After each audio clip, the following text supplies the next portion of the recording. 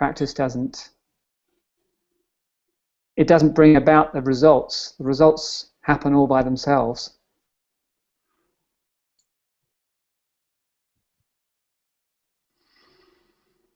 So I still go, and that mindfulness is a big, it's a growing thing that I'm noticing anyway. I mean, I'm a bit of American football fan, and this guy Pete Carroll for the Seattle Seahawks has hired a guy whose specialism is mindfulness, and he's been coaching the team, kind of thing. So that seems to be, but it seems to me to be about awareness. It's about consciousness. It's about knowing who, you were just talking about knowing who you really are, and who you really are is not who you think you are. Getting deep now. But I was, so you were just saying that the people who find it hard. Well, actually, you see, I was never a self-help person. I didn't have anything to do with self-help until 2010, and I, fortunately, I went to an NLTP conference and I bumped into Jamie Smart, and he was talking about the principles, and I just kind of went, oh, that's the thing, and went that direction. So that was really good. yeah. But for me, I'm an overthinker. I think I think some of my previous success was all about the fact that I could analyze and formulate plans and control things and manage and so on, stuff to come about. So to let go, that's a total other end of the scale for me. And I suppose that's where my story, when I am letting go, that's where my stories come to play. It's like, well, normally in this situation you would have done this, you'd be thinking that, you'd be doing the other. And but since Salt Spring, since I've been to Salt Spring, and what I experienced at Salt Spring was that feeling. When you hit the factory reset button and you go back to towards who you truly are, actually the radio signal is so much better. The music is so much easier to listen to. Yes. And from that place, you can really go. You can see that a lot of the thinking is just static and interference, and it's not there's no juice to it. There isn't the same juice to it.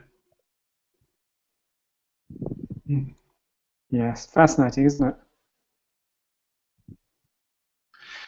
But I still think it's amazing that you could go and, I mean, a lot of people would go and sit in, but if they had the prospect of being in a hut for 5 months with just monthly visits, kind of thing, in the wide open, would go stir crazy.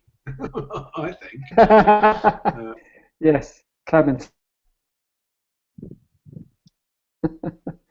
It was, yeah. I suppose that's common. But like you say, if you have that default setting button pressed, then anything else that comes in, like you said, is just like static on the radio. It's not real. You see it for what it is. It's like I'm no different from anybody else. I still get lost in states of mind that I don't feel comfortable in. But what's fascinating about that, and I was talking the last time I spoke to Dick, and we were talking about this a little bit, and I said that the most fascinating part about that is that I know that I can pass through any state of being, however uncomfortable it is, somewhere in the back of my mind, even during those negative states of mind, there's a part of me that knows this is not real and it will not last. It will always pass. It's real in the moment, don't get me wrong. I'm not saying it's not real, it's not real. It's real in that I'm experiencing it in the moment. I'm creating that experience, and so somewhere in the back of the mind, there's always that understanding that this will pass. That it doesn't really, like you said, it doesn't really have any substance. It lacks juice. It lacks power. And so I can get lost in my thinking, get upset about something, get angry about something else, and then it's gone. And I'm also fortunate. I have a wife that whenever I'm in one of those states, she usually just laughs at me. And that's usually enough for me. She recognizes I'm beginning to, or she might actually occasionally say things like, "Oh, you do seem to be getting rather serious." And of course, where do I go with that? Oh yeah. Oh yeah. What am I doing? I've got serious. I've taken this whole thing as if it's real, as if it's personal, as if it's substantial. And of course it's not. So that's a lot of fun. I don't think I've reached your level of expertise, or I'm a few times shy of that black belt that you're wearing there, because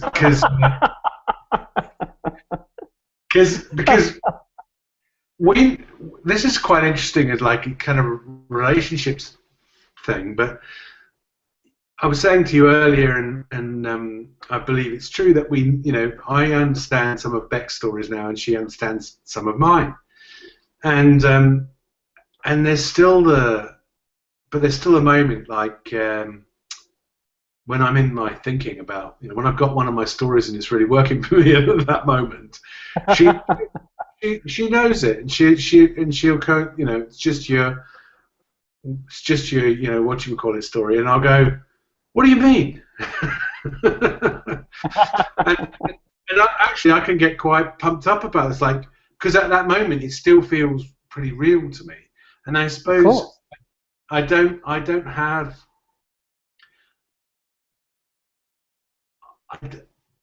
I do have some separation for it. I think I get what you're saying about in the back of my mind. I know that it's not real, but in that moment, it just feels real. And what I like about this is the kind of I did a sail trip that went from Athens to the Greek islands, and you have to go out across the Aegean. It's like 14 hours in the big sea, and we were on a 50-foot boat, but I think the waves might have been bigger. The waves might have been bigger than the boat. And you're well, that's interesting, isn't it? Because you'd be there at the wheel, sailing away, and you'd look to your left, and there'd be this huge wave. I mean, big. You go, and your next thought would be: is this wave going under the boat, or is it going over the boat? Like, is it going to come crashing down on it, and all the rest of it?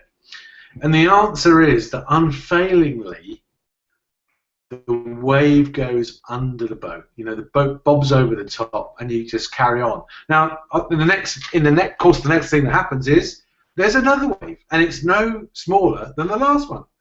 But you just know. Then you just know that you're gonna go over the top of it, and then you can start actually enjoying it. Now, 2 or 3 hours in, you've still got moments where you look at a particular wave and you go, no, that looks even bigger. And you get caught back up in it again. But there's this sense of sailing, and I think that's what I'm getting. I think that's the way life's occurring for me more now. It's less about the big wave, and it's more about the sense of sailing. And I think that's what Elsie and Chip have to offer in this school, or had to offer me, was like, feel the sun, feel the wind, even feel the kind of the rhythm and the the motion of sailing. You know, there's something so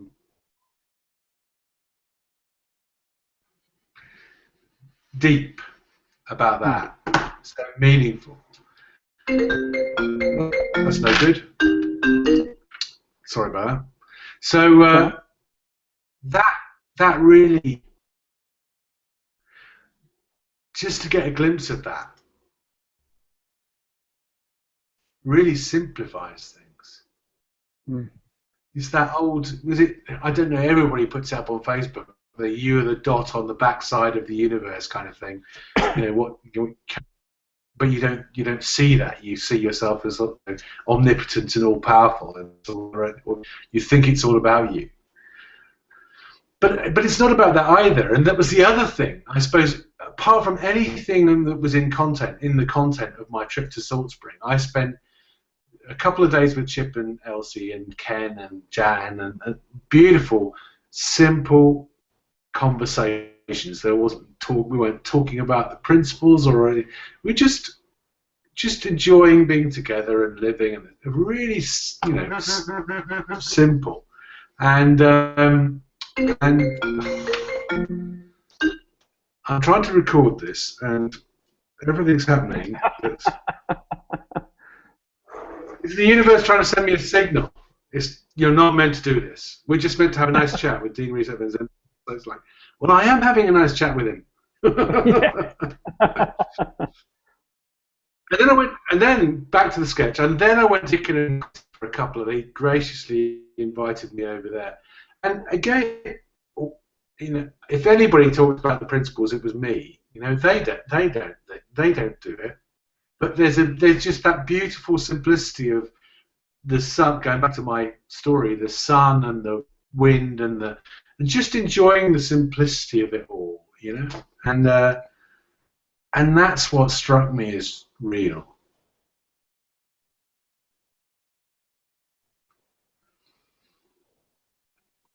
And when I listen to, there's a lot of people that I think, when I go back to what you were saying about how to get this, the people that are in that self-improvement category, and I see a lot of people talking about tools and how they work, and this story and that story and I guess since Salisbury, it's like somebody.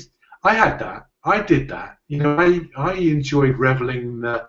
I'm really getting it better now, and let me demonstrate to you. I know, you know, kind of thing. And came back from Salisbury, none of that felt relevant anymore. It's like, oh, I don't need to do that anymore.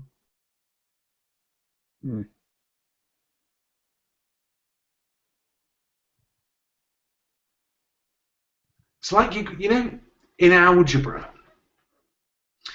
if you simplify algebra down, I can remember as a kid getting these algebra, and you get to kind of 1 = 1, and you go, no, it can't be that. You know, the answer, it's got to be something more complicated than that. And that's, to me, that's where it's all at. It's like, no, it's just 1 = 1. That's it. Yeah. That's it.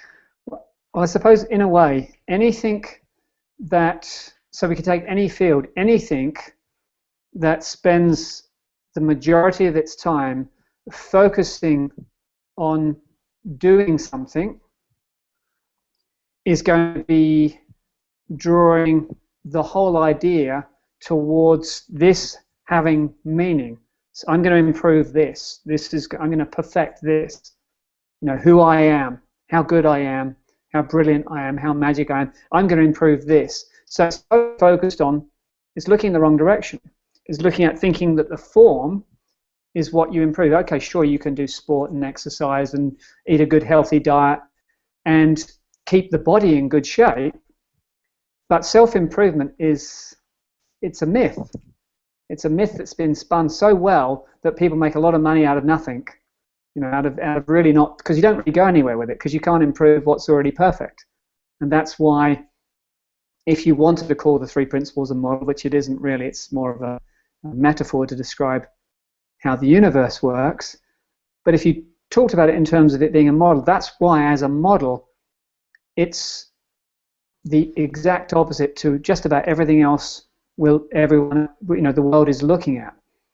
Because it's saying, look in this direction, look within, but see what's really there isn't what we think is there. It's not this thinking. And all of the processes and practices that the world offers people are oriented towards focusing on and doing something to get to that state that's natural. So it's an irony. You're asking somebody to do something in order to get somewhere they already are.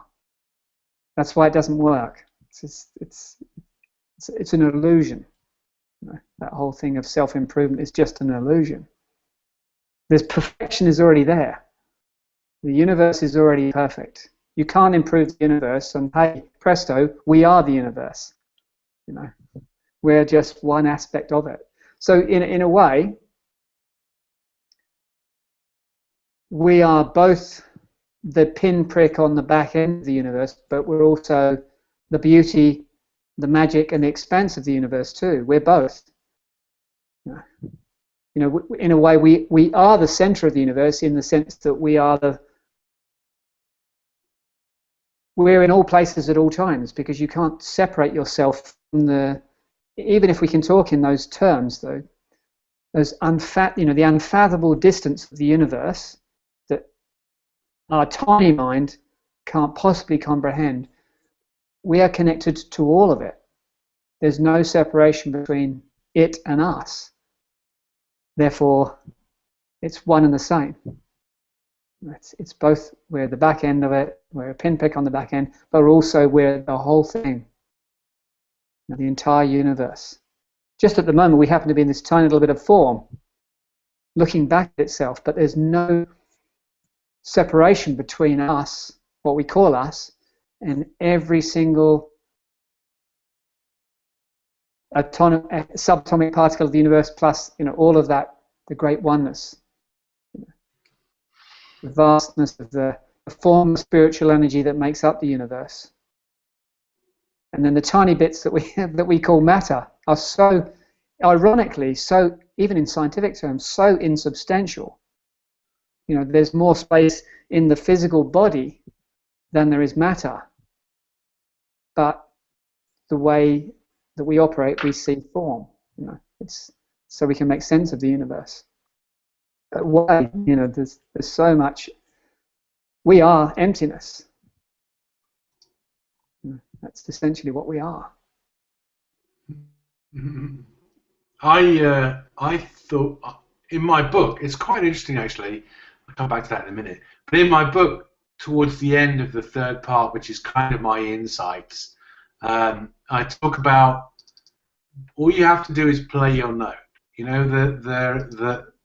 There was if the universe is a symphony, and a symphony is made up of all of the notes, and the notes all harmonize and create a beautiful sound, together, the whole thing, then each one of us is one note in that chord, in that massive, all-encompassing sound. And all any of us have to do is play our note. Now, the great news is that you were born with that note. That's what you are. And the thing that we try and do is somebody comes on and goes, no, you want to play it that way. And you go, okay, I'll try and play it that way. And it hurts. It doesn't feel right, And just to be able to get somebody to see that all you need to do is be you. Be you. That's it. Yeah. The simplest thing. Well, I think that people aren't wrong when they say things like, well, there are many paths that lead to the same end. And I think that's true. It's just that so far, the way that Sid has explained this seems to be the simplest. And it seems to allow people to access that simple understanding of this is who we really are without having to do anything. I think that, and that's the real difference, is that yes, there are a lot of other paths out there that may lead to the same end, but when you get there, a bit like somebody having done many, many, many years of training, only to realize all of their training is complete and utter rubbish by comparison to teaching someone how they create their own reality. You know, like for Roger Mills and George Pransky and other people that have gone through lengthy training to only realize all of their training was pretty much a waste of time. I mean, Roger actually said to a number of us when we were doing our training with him that he felt embarrassed about some of the things that he'd done to his clients because of what he'd been taught. He realized, obviously, it was all done in innocence, that it was through training. So it's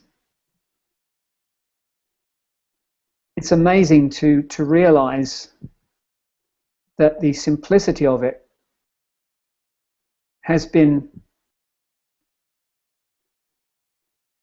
as simplified as it can be. You know, Sid just always said, keep it simple. And that's one of the dangers. And I know that from reading the history of the three principles, that's what happened to a number of people. People started creating forms and diagrams and documents in order to try and teach this, when ultimately they began to realize, no, as Sid kept saying, and he probably kept telling each one of them, you can only give away what you are. That's all you're sharing, is who you are, what you are. You can't give anything else away. So when you try and turn it into a form, you've got documents and diagrams and programs that are there to guide somebody, like you say, if you do it this way, if you play your note this way, everything will be fine. People ultimately discover that there's something even simpler than that. It's just, as you said, it's just returning to who we really are. Discovering, rediscovering, remembering who we really are, rather than, so it's getting back to, rather than fighting our way towards. It's a return journey. It's not an outward journey. And I think therein lies the crux. Well, that's nice. I like that. It's kind of like, because we started this conversation talking about letting go, and I think you've just changed that whole game for me, because in talking about the outward journey and the return journey, letting go is just about coming home, isn't it? Yeah. Yeah. When we let go of the search, we find ourselves back home in that beautiful space. The other thing that comes to me, going back to my 1 = 1, if one of those ones that I think we've just been talking about is you, the perfect note, then the other one for me is love. You = love. I don't know. Mm-hmm. Just let me work with this little bit of form for a minute and see if it works. But I've been doing a talk around the UK in 2014. You know, introducing people to themselves, and I called it the power of love, and because it was to a kind of mind, body, spirit kind of crew, and they wanted to hear something esoteric. So to get 37 people in a room, or whatever the full room capacity room was, that was the title that I put up, and it worked. It got them there, and it was fantastic, because all I was doing with them, going back to my factory reset, was going, look, you've got a reset button. Look what happens when you press it. And they'll go, oh yeah, it's great. It was really good. But then when I went to Salt Spring, I was sitting there talking to Jan Chipman, and she was like saying, well, in his early talks, it transpires that one of the titles he used for his early talks was The Power of Love. And I was like, well, there's nothing original. But it's, I mean, again, in my book, you know, at the end, I think it finishes by saying all you need is love. You know, all you need is a great Beatles song, and that's also, for me, works with your return journey idea, because I don't know about you, but I've been watching a lot of stuff on Facebook in the last couple of weeks. I mean, of course, we know that Facebook is the great reality of this generation, but there's that whole thing that's been going on with the ISIS and the Jordanian pilot who was killed by them, and so on. A lot of people discussing how this happened and what to do and what's right and what's wrong, and I wonder where love is in all of that. You know, everybody knows what love is. I'm sure that all the people in an Islamic State have people they love and care about, and as do we. But I think that the love that you're talking about is so much more vastly deep than just loving each other. And I'm not saying that those people don't have a sense of that either. But what I would say is, looking at it from a different angle, would be that anything we see in the world, and this is stating the obvious really, but anything we see in the world that we see as aberrant or going wrong or bad or evil is simply a lack of love, true love, deep love. Because nobody in a good state of mind, nobody in a beautiful state of neutrality would want to harm somebody, would want to kill somebody, ever, period. It just never would happen. And so anything we see in the world that isn't going right, whether it be at the top with governments, or whether it be individuals doing what individuals can do to each other, it's simply a lack of love, that true love, that deep love, which is essentially another way of describing the entire universe. You know, love is a metaphor for the universe.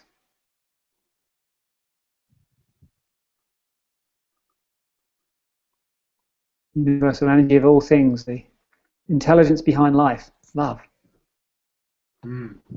How would it be anything else?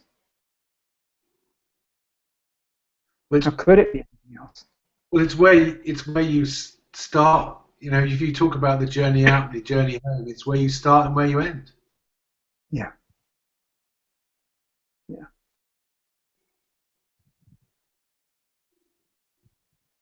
In a way, there is only one way back. The return journey is only possible when we let go of the quest, whatever that quest might be. I guess for a lot of people, for most of us, maybe it was the quest of self-discovery.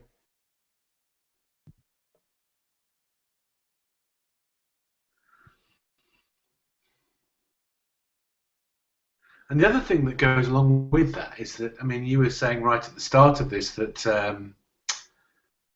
as you been from place to place, I mean, you were letting go of, you were taking a jump into the unknown. Was that your words? Taking a jump into the void.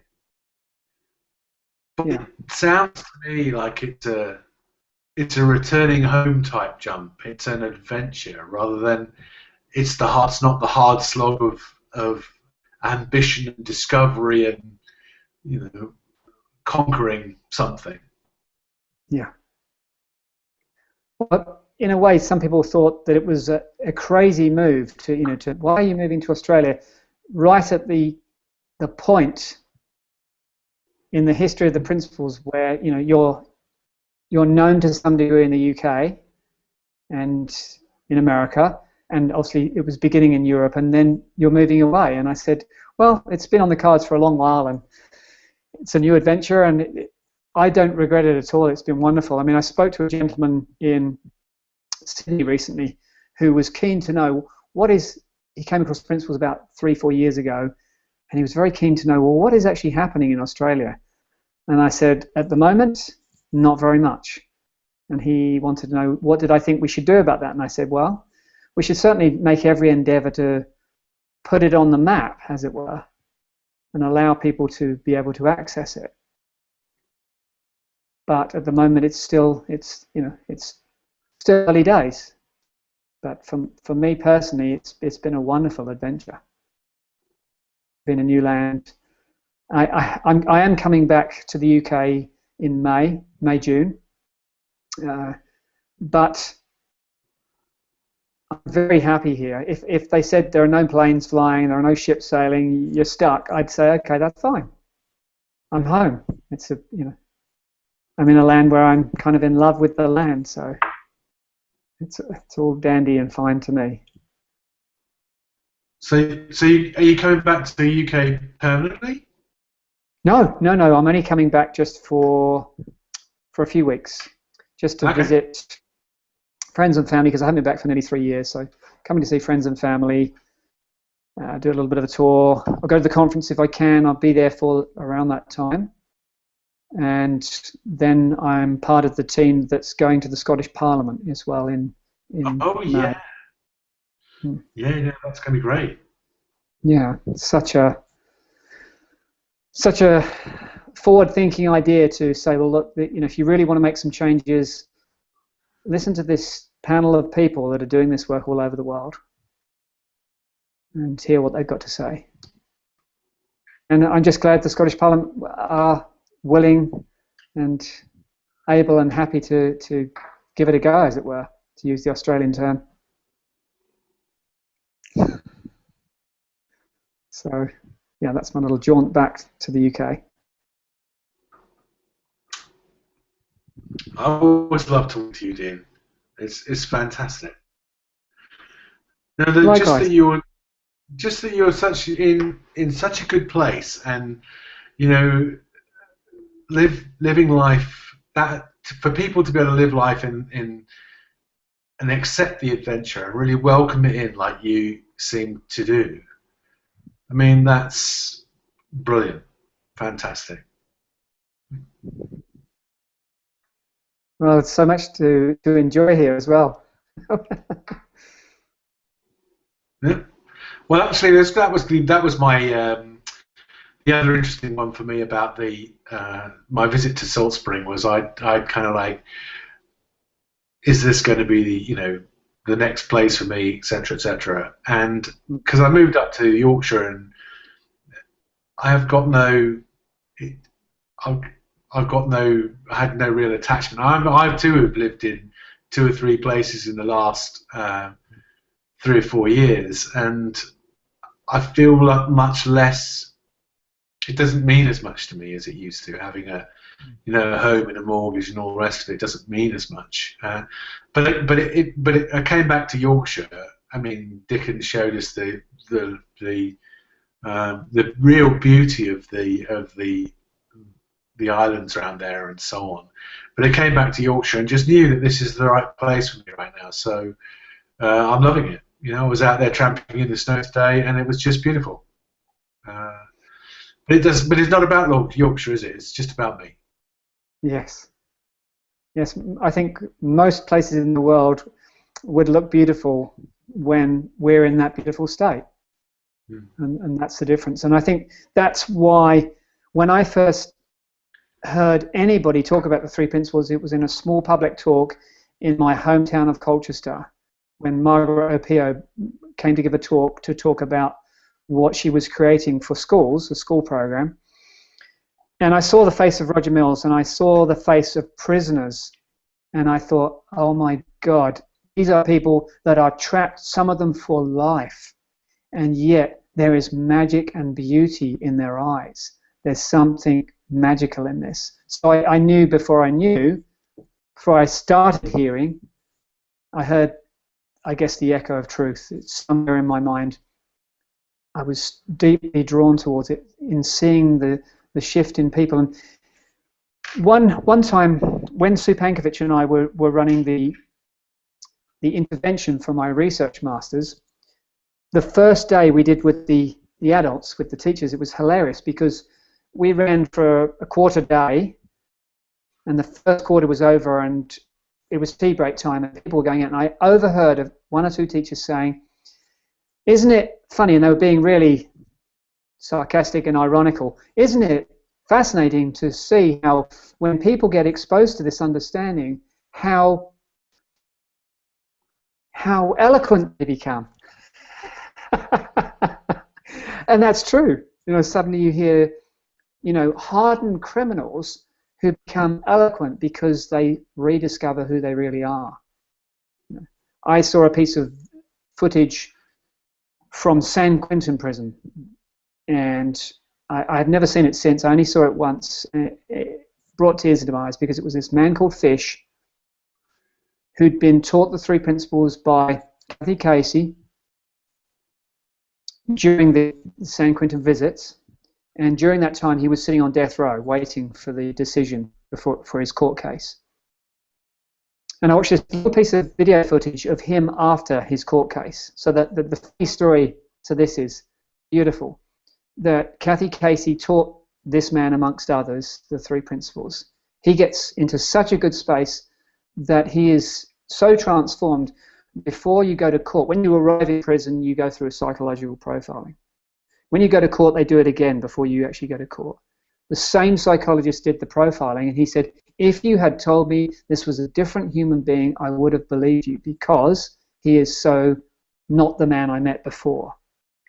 So Kathy Casey had to go to the court to talk to the jury about what she'd done, because they couldn't understand how this man's psychological profiling could change so much from going to prison to actually coming to court. He did get life, and there's this beautiful piece of footage of him, and you can see that love that we were talking about shining out of this man's eyes. It's just beautiful. And he says something like, "I would rather be in here," meaning prison, "for the rest of my life, knowing what I know now, because I can help people in here, rather than be out there on the streets not knowing what I know now." And I just had tears streaming down watching that man, because I looked at him and I saw him look into the camera, and I thought, this man has heard it as deeply as anyone alive can hear it. And he's living in that beautiful space of magic and beauty. Yet he will be enclosed in four walls for the rest of his life.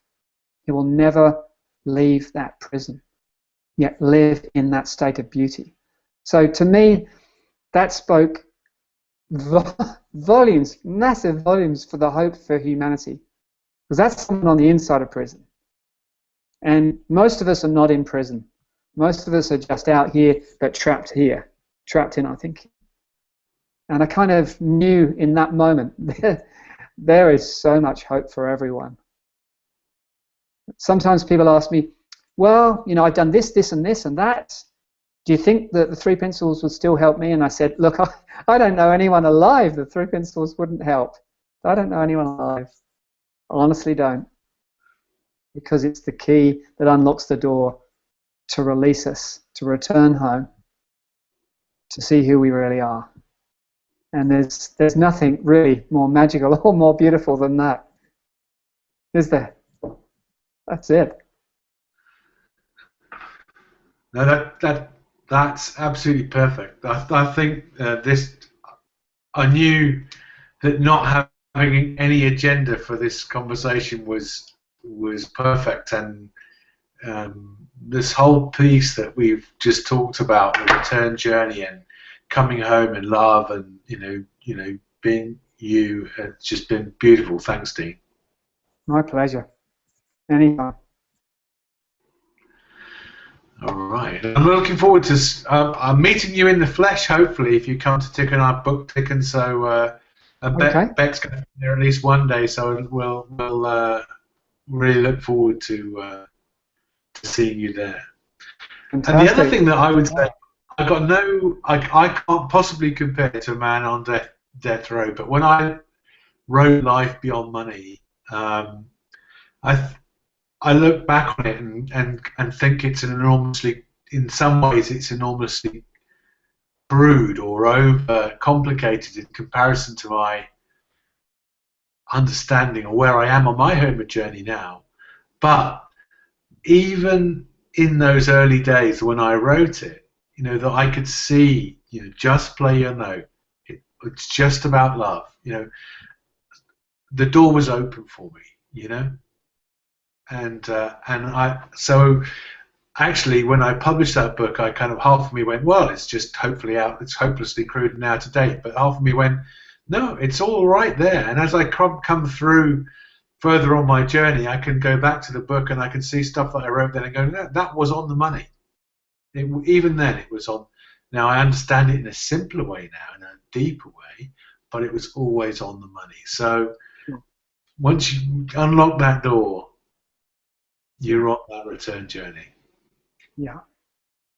Yeah, I think that one of the things that when we talk about getting it wrong, when I hear people talking about people are frightened about getting it wrong, there isn't really any, and I've said this before, but there isn't really any getting it wrong unless you start to sew it up with other things. If you sew it up with NLP, if you sew it up with CBT, if you try and sell it with other things and mix it and match it, then you've just forgotten what it is. You haven't really seen what it is yet. If you do, I think that's the only way you can really get it wrong. But like you say, once you've touched that, once you've touched the void, you'll always be on that return journey.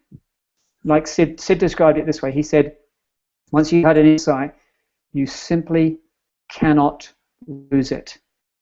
There's no way back. There's no way back. So I think that's the essence.